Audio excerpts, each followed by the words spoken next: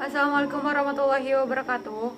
Dalam video ini kami dari kelompok 7 akan menyampaikan materi yang berjudul Sumber Daya Alam yang dapat diperbaharui, yaitu kehutanan. Sebelumnya perkenalkan, saya Recha Alventi dan teman-teman saya Adisa Noviliana Putri, Aldino Hantara Sumarna, dan Yola Rismana Fitri. Baiklah, yang pertama saya akan menjelaskan tentang karakteristik sumber daya kehutanan. Di sini ada beberapa persamaan dan perbedaan antara sumber daya kehutanan dengan perikanan. Yang pertama, perikanan biasanya menyediakan jasa tunggal, sedangkan hutan memiliki fungsi ganda, menyediakan berbagai macam barang dan jasa termasuk bahan mentah dan bahan bakar, habitat bagi satwa liar, pemeliharaan daerah aliran sungai, pengaturan kualitas atmosfer, fasilitas rekreasi, dan fasilitas lainnya. Karena berbagai macam fungsi yang dijalankan hutan, kayu yang dikelola dengan tujuan apapun menghasilkan sejumlah besar efek eksternal yang penting. Berharap bahwa pengelolaan sumber daya hutan seringkali tidak efisien secara ekonomi karena adanya pengaruh eksternal ini. Yang kedua, hutan adalah aset modal yang secara intrinsik produktif. Dalam hal ini, tidak ada yang berbeda dari perikanan dan sebagiannya. Teknik-teknik yang dikembangkan sebelumnya untuk menganalisis eksploitasi yang efisien dan optimal juga harus diterapkan meskipun dengan amandemen untuk kasus sumber daya hutan. Yang ketiga, pohon biasanya menunjukkan jeda yang sangat panjang antara tanggal yang ditanam dan tanggal mencapai kematangan biologis. Sebuah pohon membutuhkan waktu dari 1 abad untuk mencapai ukuran maksimumnya. Lamanya waktu antara tanam dan panen biasanya paling sedikit 25 tahun dan bisa mencapai 100 tahun. Ini jauh lebih lama daripada kebanyakan spesies ikan, tetapi tidak jauh berbeda dari beberapa hewan besar lainnya. Yang keempat, tidak seperti perikanan, panen trace tidak melibatkan pemotongan pertumbuhan bertahap secara teratur. Hutan atau sebagian dari hutan biasanya ditebang seluruhnya, namun di kemungkinan untuk mempraktikkan suatu bentuk kehutanan di mana pohon individu ditebang secara selektif, memang praktek ini menjadi semakin umum, terutama di mana tekanan publik untuk mengelola hutan dengan berbagai cara yang sangat kuat. Bentuk penebangan ini mirip dengan bentuk penangkapan ikan komersial yang ideal, di mana ikan dewasa diambil, menyisakan ikan yang lebih kecil dan belum dewasa yang belum dipanen untuk ditangkap nantinya. Yang kelima, hutan tanaman secara intrinsik lebih dapat dikendalikan daripada penangkapan ikan komersial. Populasi pohon tidak bermigrasi secara spesial dan dinamika pertumbuhan populasi lebih sederhana, dengan lebih sedikit ketergantungan antar spesies dan lebih sedikit ketergantungan pada perubahan yang relatif halus dalam kondisi lingkungan, terutama di mana tekanan publik untuk mengelola hutan dengan cara multiguna kuat. Bentuk penebangan ini mirip dengan bentuk penangkapan ikan komersial yang ideal, di mana ikan dewasa diambil, menyisakan ikan yang lebih kecil dan dewasa yang belum dipanen untuk ditangkap nantinya. Dan yang terakhir, yang keenam, pohon menepati lahan yang berpotensi berharga. Tanah yang diambil untuk kehutanan seringkali memiliki biaya peluang. Hal ini membedakan hutan dari perikanan laut, di mana ruang laut yang dihuni oleh stok ikan biasanya tidak memiliki nilai selain sebagai sumber ikan, dan endapan mineral, di mana ruang yang ditempati oleh endapan memiliki nilai ekonomi yang kecil atau tidak sama sekali. Sekian dari penjelasan saya. Selanjutnya akan dijelaskan oleh Recha. Kepada Recha, kami persilakan. Yang B, pemanfaatan hutan, sosial dan pribadi. Pengertian pemanfaatan hutan adalah kegiatan untuk memanfaatkan kawasan hutan, memanfaatkan jasa lingkungan, dan memanfaatkan hasil hutan, kayu maupun bukan kayu, secara optimal dan adil untuk kesejahteraan masyarakat dengan tetap menjaga kelestarian hutan. Pengertian tersebut berdasarkan Peraturan Pemerintah PP Nomor 6 Tahun 2007 tentang Tata Hutan dan Rencana Pengelolaan Hutan serta Pemanfaatan Hutan. Pemanfaatan hutan sosial yang pertama sebagai kawasan wisata. Wisata alam salah satunya bisa dilakukan di hutan. Berwisata di hutan, kita dapat memanfaatkan keindahan alam. Dan yang kedua, sebagai kawasan lindung. Pemanfaatan hutan sebagai kawasan lindung, biasanya hutan lindung ini diperuntukkan sebagai rumah dari berbagai binatang dan juga tumbuh-tumbuhan yang langka. Dan yang ketiga, sebagai kawasan suaka alam. Hutan suaka alam ini dimanfaatkan sebagai kawasan perlindungan dan juga pelestarian flora serta fauna yang hampir punah agar nantinya dapat berkembang biak dengan kondisi ekosistemnya. Yang keempat, sebagai kawasan produksi. Hutan ini biasanya digunakan untuk tujuan komersial. Hutan produksi biasanya dimiliki oleh pemerintah maupun swasta yang pekerjaannya di bidang industri yang biasanya bahan bakunya itu berupa kayu.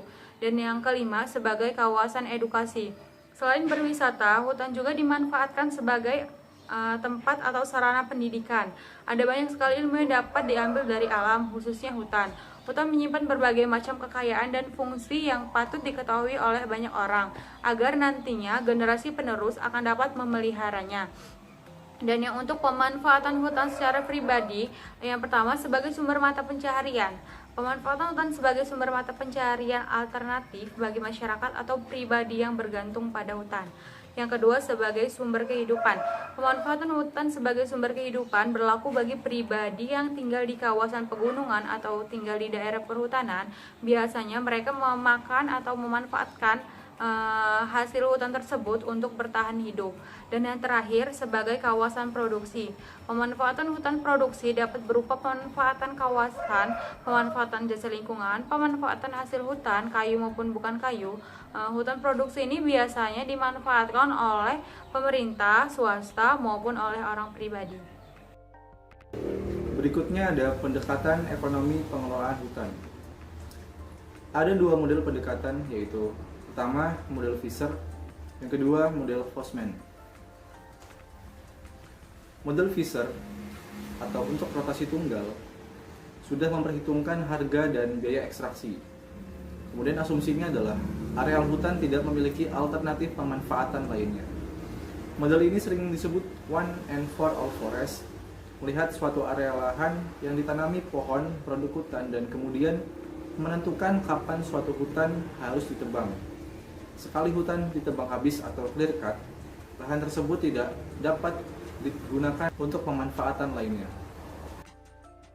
Di sini ada formula model Fisher, yaitu V aksen T dibagi dengan VT sama dengan delta. Persamaan di atas disebut juga rotasi Fisher atau Fisher rotation, yang menyatakan bahwa hutan harus ditebang pada satu laju pertumbuhan manfaat yang diperoleh sama dengan biaya oportunitas dari aset atau kapital. Dengan kata lain, jangan melakukan penebangan pada saat V aksen T dibagi dengan VT lebih besar dari delta, karena penebangan itu tidak akan menghasilkan manfaat yang optimal. Yang kedua ada model Fosman atau untuk rotasi berkelanjutan. Berbeda dengan model Fisher, pada model Fosman, pengelolaan hutan merupakan proses yang terus-menerus, di mana ketika hutan ditebang, penanaman dilakukan kembali sehingga proses tanam dan tebang dilakukan secara terus-menerus. Proses ini disebut juga urutan penebangan atau sequence harvest, yang digambarkan pada grafik di samping ini, di mana kurva VAC mengikuti pola gigi gergaji akibat pola tebang tanam yang berurutan. Kemudian ada formula model Fosman, yaitu V aksen T dibagi dengan VT sama dengan delta dikali VT plus SA dibagi dengan VT. Persamaan di atas dapat diartikan, jika kita membiarkan hutan tumbuh atau tidak ditebang, maka aset tersebut akan tumbuh sebesar V aksen T. Sebaliknya, jika kita melakukan penebangan, kita akan memperoleh nilai dari hasil hutan sebesar VT plus nilai lahan atau SA, yang bisa kita investasikan dengan interest rate sebesar delta. Rotasi Fosman ternyata lebih cepat daripada rotasi yang lain. Hal ini bisa dijelaskan pula dari persamaan di atas. Dengan adanya lahan atau SA, ada biaya oportunitas dari lahan berupa peningkatan biaya marginal dari penundaan penebangan. Dengan demikian, Penambahan nilai SE akan mempercepat rotasi hostman. Kebijakan pemerintahan terhadap akses pengelolaan hutan telah diatur dalam Undang-Undang Dasar 1945 Pasal 33 Ayat 3 yang berbunyi, bumi, air, dan kekayaan alam yang terkandung di dalamnya dikuasai oleh negara dan digunakan untuk sebesar-besarnya kemakmuran rakyat. Namun, beberapa kebijakan pemerintah membuka peluang eksploitasi hutan oleh kelompok elit tertentu.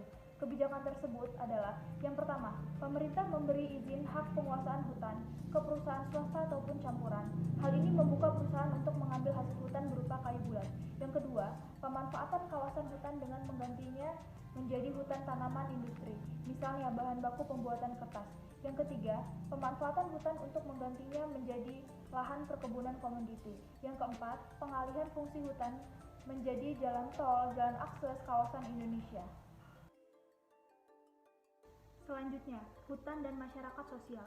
Masyarakat adat yang tinggal di kawasan hutan memiliki hubungan emosional yang sangat erat dengan hutan. Contoh, kehidupan orang Dayak di Pulau Kalimantan dan 3 kelompok suku bangsa yang berada di Provinsi Papua. Yang kedua, bagi mereka pemelihara hutan di sekitarnya merupakan nilai yang intern dengan sejumlah kepercayaan tradisional mereka. Masyarakat adat memiliki kearifan tradisional tentang bagaimana hutan yang mereka miliki secara komunal itu dapat memberikan kehidupan bagi mereka dan generasi berikutnya.